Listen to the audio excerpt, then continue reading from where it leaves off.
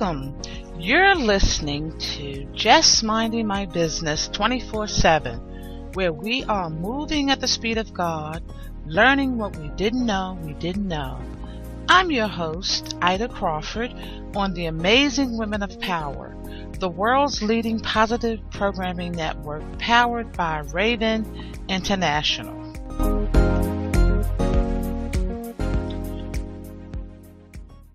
Welcome, everyone, and thank you for stopping by Just Minding My Business 24/7.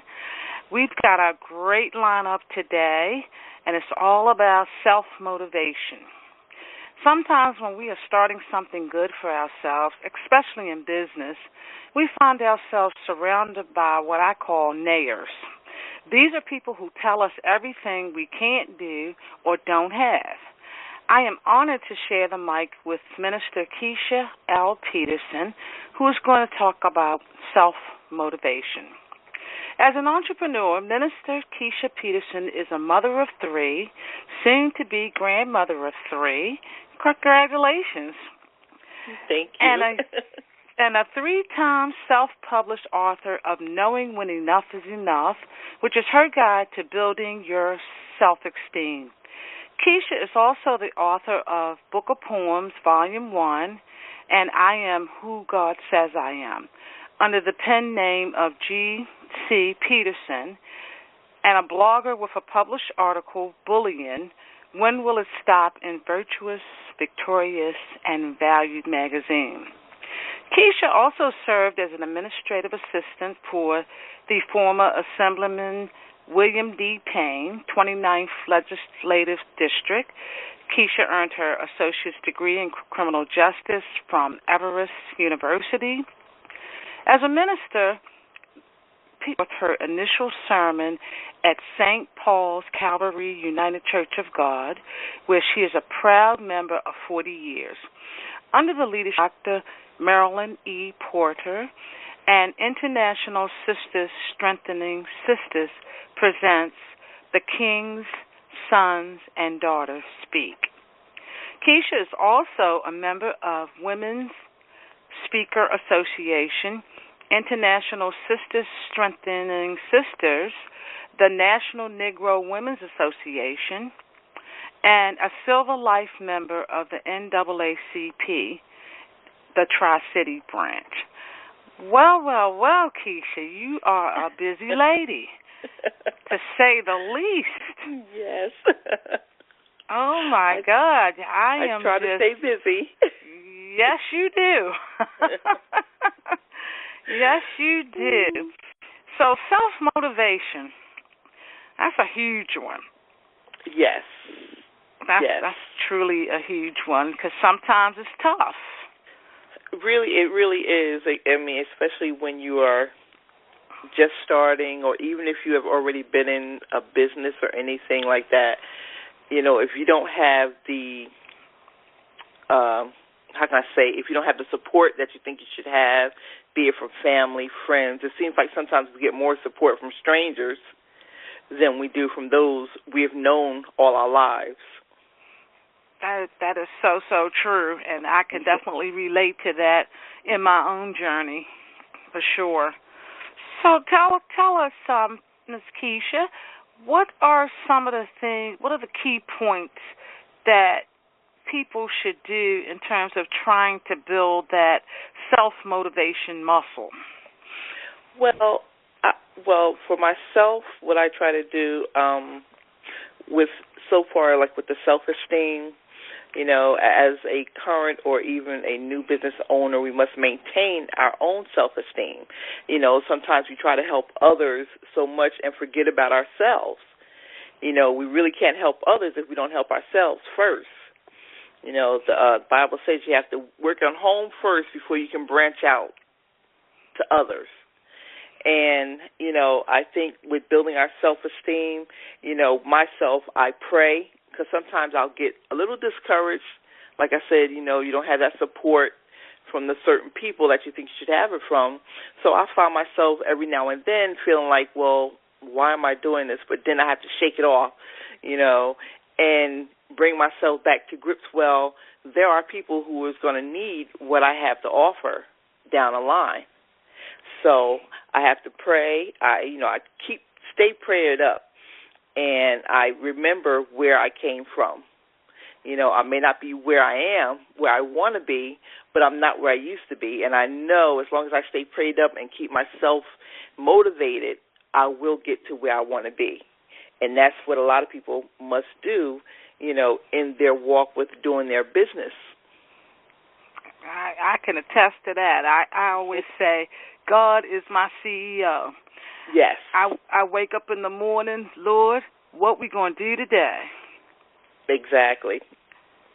For sure. And one of the things, just to add to that, one of the things that I've started doing is, looking at the news. Sometimes it can just put you in such a poor mindset with all of the doom and gloom going on around the entire world. Yes. I'm to the point now, I get up and I listen to, I think his name is Pastor Mary, and he comes on like 5 o'clock in the morning, and he actually teaches the Bible verse by verse. He gives you meanings of, what the words mean, and I've been doing that for this year, in 2017. I've been doing that every morning during the week, and on the weekend is what's his name? Stanley. I'm talking about. I can't call his name right now, but anyway, I listen to him, and then I do my meditation. Right. And I think with the news, the only thing that I look at is the weather, and then I turn it off. Exactly. Because everything else will make you lose your mind. It'll make you lose track. For sure. I pray for the world. But at the same time, I need to make sure that I stay focused on what I'm trying to do. Because just like you said, belief sometimes ain't even as big as a mustard seed, because it's like in and out. Correct. Exactly. And then even with that, there can be roadblocks that we all encounter. I have a few that I listed of different roadblocks that we have encountered, that we can encounter, that will sometimes hinder us from getting to where we want to be. I have work, family, lack of confidence, and finances. And with work, some of us, we have that 10 to 14-hour work day that sometimes we may feel like, okay, I done worked all day long. I don't have time for this. But if you don't make time, at least during break, during lunch, even before dinner or before you go to bed, if you don't make time for your own goals, you're only working to help somebody else's goals. So during your work hours, work day, or whatever, you have to make time for your dreams and your goals. And then even with family, like I said, sometimes, you have those who are not really on board with you. You might have to love them from a distance until you can get to where you can say, okay, I have time for family, I have time for work, I have time for my projects. Even if you have to write it down and stick with that schedule, then that's how you have to be until you can say, okay, well, I can lackadaisical a little bit here, but not too much, because then family sometimes will take advantage of that extra time that they have from your project, And then even with the with the lack of confidence, you got to keep saying. I used to watch. I don't know if you heard Being Mary Jane. It comes on BET. And I remember in the first episode, she was feeling a little down and depressed as far as with her being an anchor. And so what she did, she would write down sayings, positive sayings from different authors on little Post-its and had them all around her house. Beautiful house. But then you look at the walls and you have all these little Post-its on the mirror, in the bathroom, in the kitchen. And it was like, okay, that's a good thing, because you never know. You look at something and you see something positive. You can make it today. You will accomplish whatever you laid out to accomplish today. And she stuck by that, and that is actually what I have started doing myself to help me along the way as well. Yeah. And then even down with like the finances. When I first started writing my books, a lot of people, from an author's point of view, a lot of people think you have to have millions of dollars before you can even get started with writing a book. And a friend of mine encouraged me. He said, look, do self-publishing, see how you like that, and then take it from there. And when I looked into it, I was like, wow. I had one of those moments where you get the light bulb over your head, and I just went from there. And being on at that time, I was working part-time when I published my first book. And I said, wow, if I can do this, anybody can do it. You know, so I didn't let my finances hinder me from becoming now a 3-time self-published author. All right. Well, all right. I just want to piggyback on what you said about the work, the thing with the work hours. You know, I'm still a 9-to-5er. But what I've done is I've kind of flipped the switch in my mind. It's like, you know, my work is now my full-time work. Right. So I've kind of been talking to myself, yes, I'm in their dream, but it's a temporary thing. Because when I get off from my day job, I'm working my dreams. And it just makes such a big difference. And I have working hours. You know, I normally get home from work somewhere around 6 o'clock. I hurry up, take my shower, eat, and from 7 to 10 is my work time. Right. That's yours. Absolutely. And you know, it's like when you do it, and you know in the end that this is my baby, this is my project. You know, as I say, this is my empire. Yes, and be proud of it. Exactly. You know what I'm saying? Because this is you. You're developing this. Right. And it's only as good as you believe it's going to be. Exactly.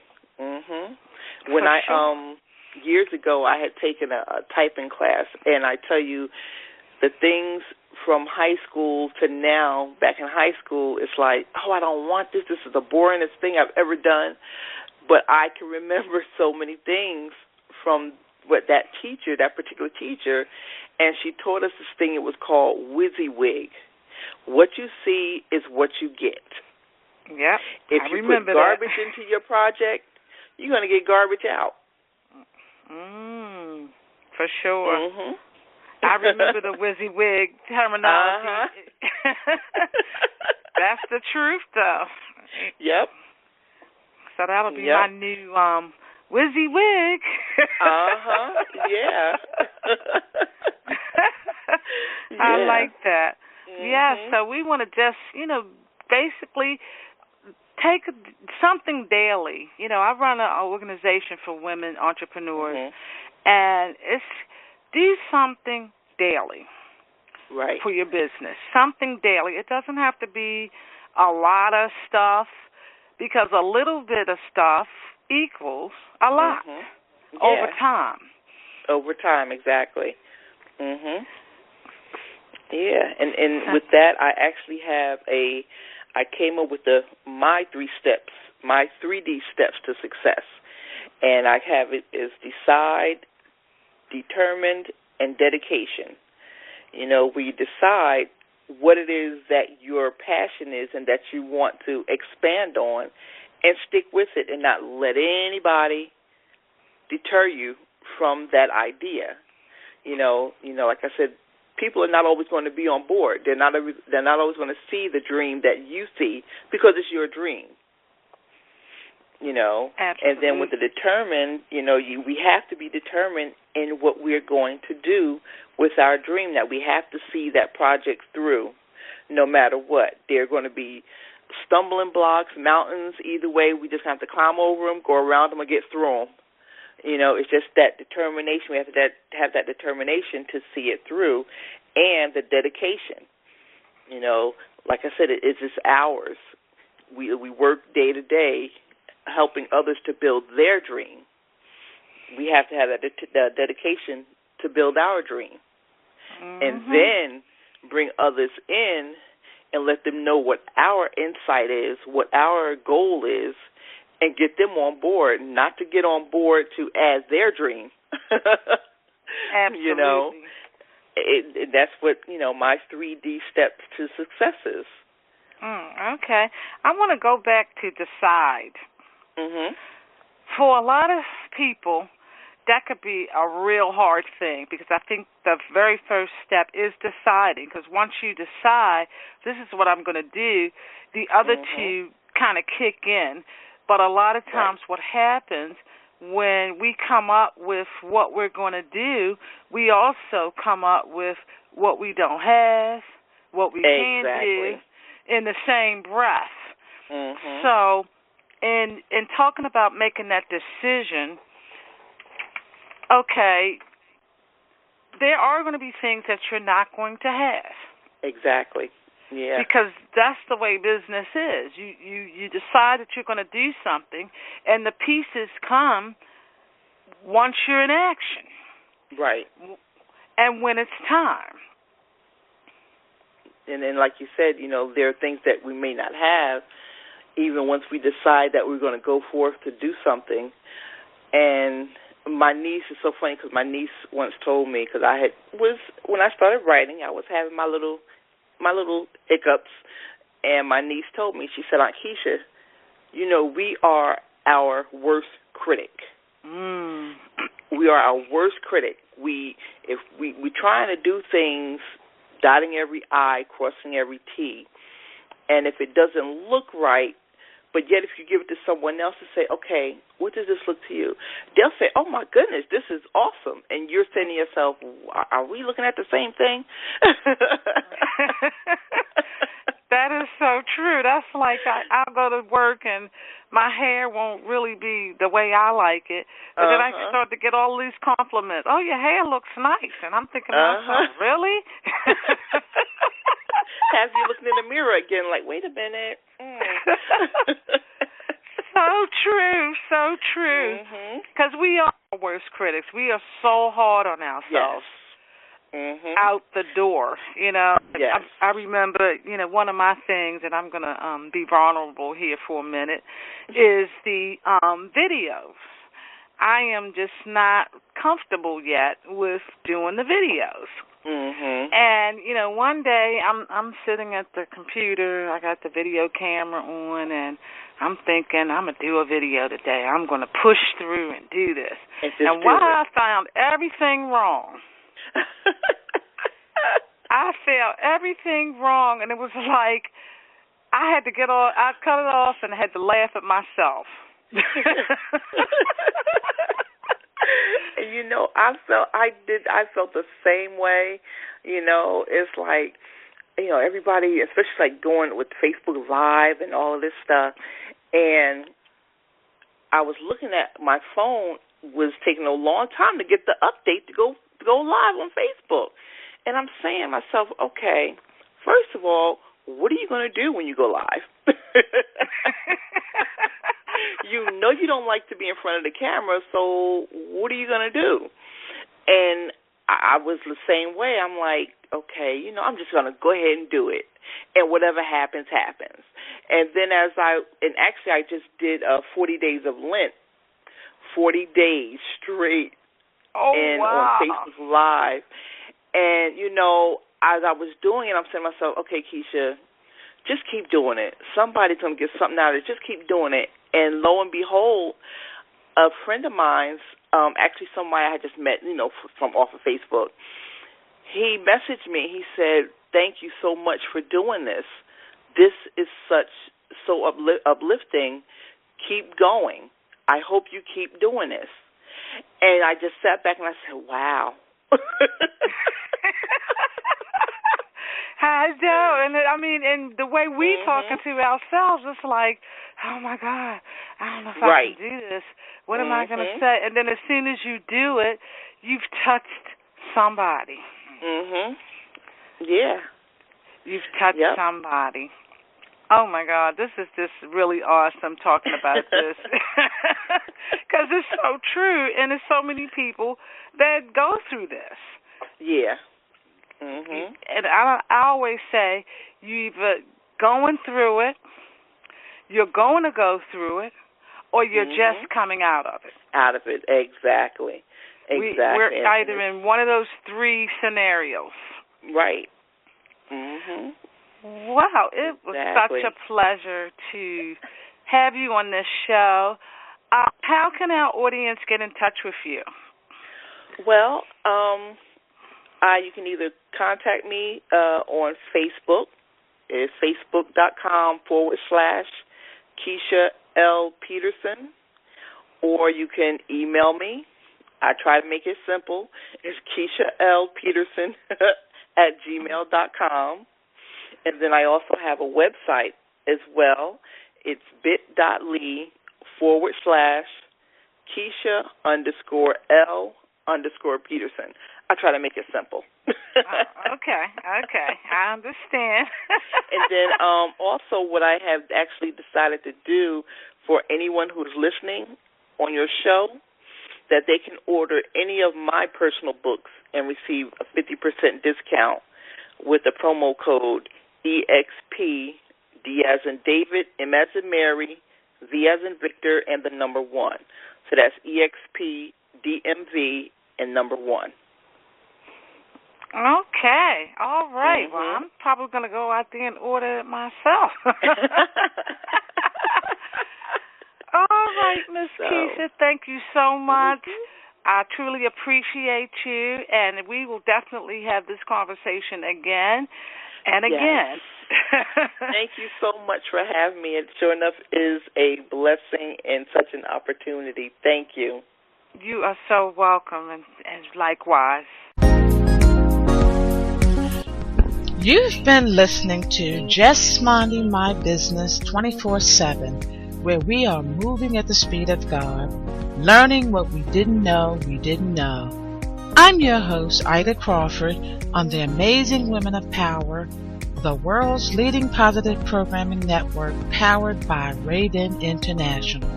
Many blessings to you and yours, and thank you for listening.